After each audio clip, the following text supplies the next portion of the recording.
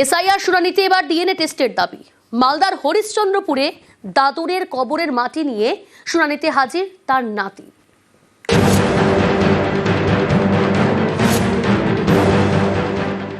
দাদুর কবরের মাটি নিয়ে বারবার দাদা হয়রানি করছে, হয়রানি বলে এইরকম তো চেক হচ্ছে না, আমার দাদুর ডিএনএটা চেক করা হোক।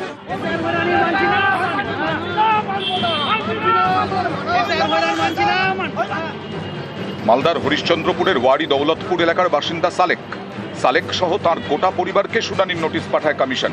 হরিশ্চন্দ্রপুর 1 ব্লকে শুনানি কেন্দ্রে তারা হাজির হন। সালেকের অভিযোগ, বিভিন্ন নথি জমা দিলেও তাদের হয়রানি করা হয়।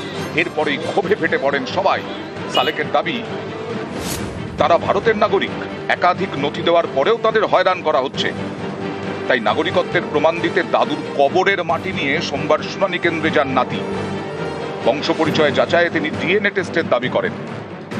দাদুর কবরের মাটি নিয়ে বারবার দাদা হয়রানি করছে, হয়রানি বলে এইরকম তো চেক হচ্ছে না, আমার দাদুর ডিএনএটা চেক করা হোক। আমার দাদু বাংলাদেশি না এখানে ইন্ডিয়ার আছে না পাকিস্তানের আছে, এই কবরের মাটিটা চেক করলে তো বোঝানো যাবে তো কোথাকার আছে ওর দাদু। বারবার নোটিশ আসছে, কিছু বলছে না, এরা রিসিভও দিচ্ছে না। কি করে বুঝবো আমার ভোটের নাম থাকবে কি থাকবে না? এটা থেকে আপনি প্রমাণ পাবে মানুষ কিভাবে আতঙ্কিত হয়েছে। ওর দাদুর মাটির কবরের নিয়ে আসে ওর সেই ওই যে ভারতীয়তা প্রমাণ করার জন্য। ভোট কিন্তু নির্বাচন কমিশন দিবে না, ভোটের সময় ভোট দিবে কারা? সাধারণ মানুষ। আর এই সাধারণ মানুষকে হয়রানি করছে, এর জবাব 2026 সাধারণ মানুষ দেবে বিজেপিকে। কোর্ট থেকে নোটিশ আসলে মানুষ কোর্টে যায় কিনা, তেমনি নোটিশ দিয়েছে, আপনি কাগজপত্র জমা দিয়ে দেন, আপনার কাজ হয়ে যাবে। এই যে মাটি নিয়ে এসে এগুলো যে করছে, অশান্তি সৃষ্টি করার একটা পরিকল্পনা হচ্ছে। ওরা যত নোংরামি করবে তত ওদের পক্ষেই ক্ষতি আছে। 2026 ভোট আছে, এই ভোটে সবাই তাকে জবাব দেবে। মালদা থেকে লিপেশ লালার সঙ্গে সেবক দেব শর্মা, নিউজ 18 বাংলা। হিয়ারিং হয়রানি অব্যাহত। দক্ষিণ 24 পরগনার বাসন্তীতে তুলকালাম পরিস্থিতি। হয়রানির অভিযোগে এসআইআর শুনানি কেন্দ্রে ভাঙচুর, রাস্তা অবরোধ, গন্ডগোলের মাঝে পড়ে আহত 2।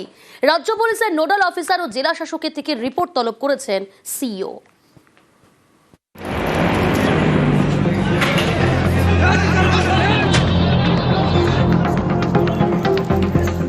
সোমবারের পর মঙ্গলবার পর 2 দিন উত্তপ্ত দক্ষিণ 24 পরগনার বাসন্তী। এসআইআর শুনানিতে হয়রানির অভিযোগে তুলকালাম,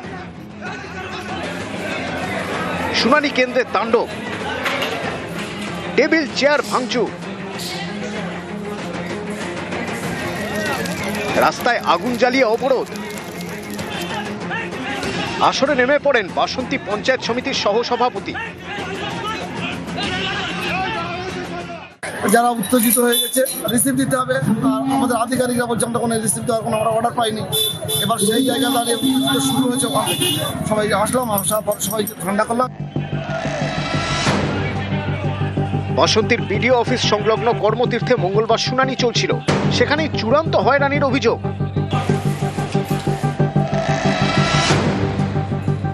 যারা কাগজপত্র জমা দিচ্ছে তারা পরিষ্কার বলছে যে আমরা যে কাগজটা জমা দিচ্ছি তার জন্য আমাদের একটা রিসিপ্ট কপি দাও, সেটা তার কোনো সদুত্তর দিচ্ছে না। রিসিপ্ট কপি না দেওয়ার কারণে ভাঙচুর। নামটা একটু ভুল, কারণ আমাদের কর্তব্য কি যারা ছিল বেশি পরে গিয়ে অন্যজনকে সংশোধন করে নাও, সেই বেলর যারা ছিল ছুঁড়ে ফেলে দিয়েছে। ওই বেলরা যারা শৈশবের স্টাম্প ছিল তারাই কিছু লোক আসলে এসে বলে রিসিপ্ট দিয়েছে না, ব্যাস। হয়রানির অভিযোগে শুনানি কেন্দ্রে অশান্তি, শুরু হয় ব্যাপক ভাঙচুর।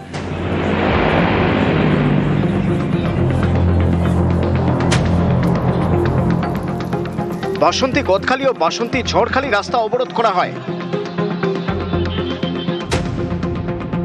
গন্ডগোলের মাঝে পড়ে আহত হন একাধিক।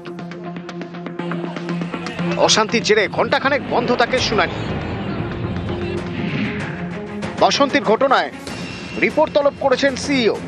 রাজ্য পুলিশের নোডাল অফিসার ও দক্ষিণ 24 পরগনা জেলা শাসকের থেকে অশান্তির কারণ জানতে চেয়েছেন।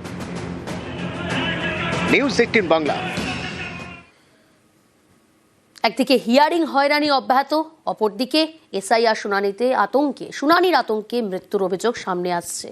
এবার মালদার চাঁচলে এবং মুর্শিদাবাদের জলঙ্গিতে মঙ্গলবারও এসআইআর শুনানিতে নানা জায়গায় হয়রানির অভিযোগ, বেশ কিছু জায়গায় হয় বিক্ষোভ।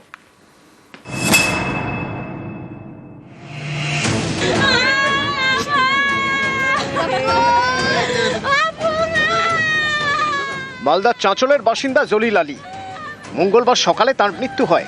পরিবারের দাবি তাদের সকলকে শুনানির নোটিশ দেওয়া হয়েছে। সেই আতঙ্কে বৃদ্ধের মৃত্যু বলে দাবি। মায়ের, আমার বাবার আর আমার তিনজনের হিয়ারিং এসছে, তো বাবা ওগুলা শুনি আতঙ্কিত হয়ে গেছে, টেনশনের কারণে তাই ইলেকশনের কমিশন এরা হবে।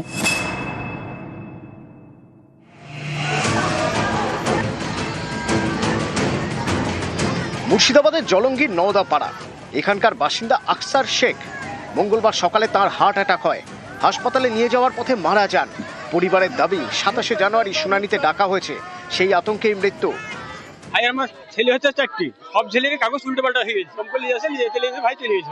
রাত দিন 24 ঘন্টা ভাই আমার চিন্তাতেই থাকতো। হ্যাঁ, নোটিশ পাওয়ার পর থেকে এইসব ঘটনা।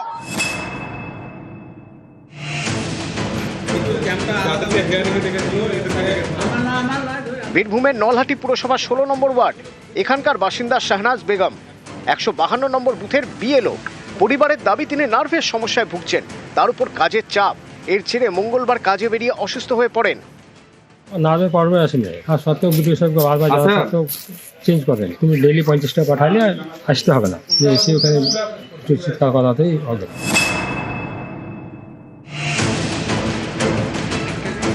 হুগলির সিঙ্গুরের বাসিন্দা শোভারানী বিশ্বাস। পরিবারের দাবি বছর 75-এর বৃদ্ধার কোমরে চোট, ঠিকমতো হাঁটতে পারেন না। তাকে এদিন শুনানিতে যেতে হয়। টোটোয় বসেই তার শুনানি হয়।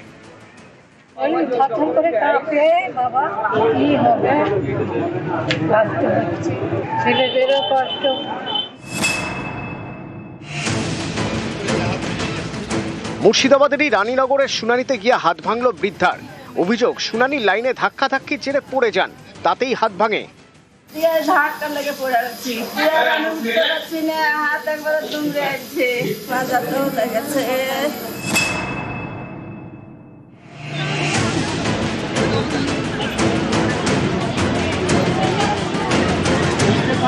এই টেনশনে সবকিছু কিছু বোঝা যাচ্ছে না।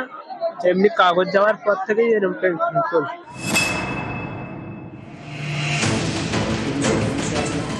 পশ্চিম মেদিনীপুরের পিংলার বাসিন্দা তপনকান্তি ভট্টাচার্য প্রাক্তন সেনাকর্মী।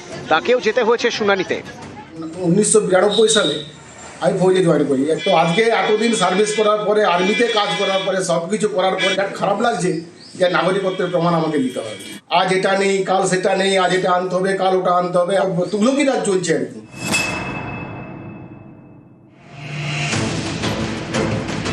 কাজল শেখ বীরভূম জেলা পরিষদের সভাধিপতি। তার মা সাকেদা বিবি, বয়স 90। তাকেও 24শে জানুয়ারি ডাকা হয়েছে শুনানিতে। আমার মায়ের বর্তমান বয়স প্রায় 90 ছুঁই।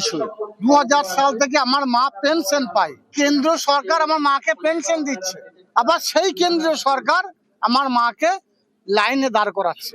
এর থেকে দুঃখজনক, অপমানজনক।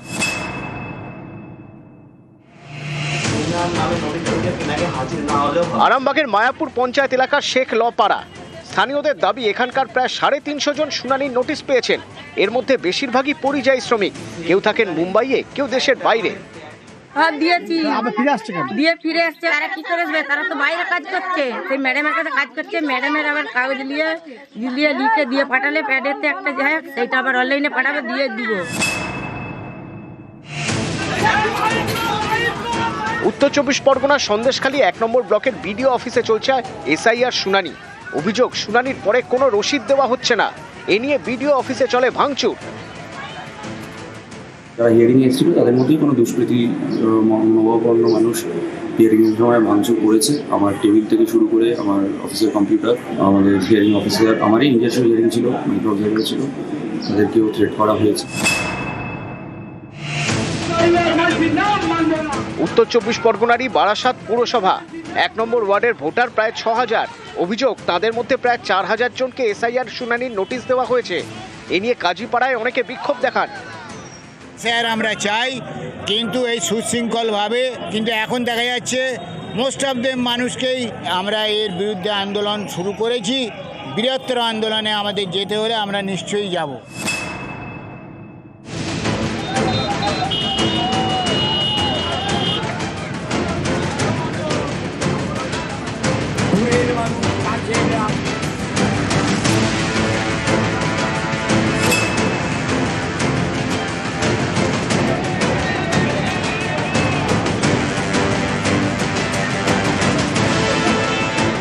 যে নাম হেয়ারিংয়ে একজনের একাধিকবার এসেছে, গিয়ে নিজেদের হেয়ারিংয়ে পার্টিসিপেট করেছে, কিন্তু তারপরেও তাদের আবার নতুন করে লিস্টে নাম এসেছে।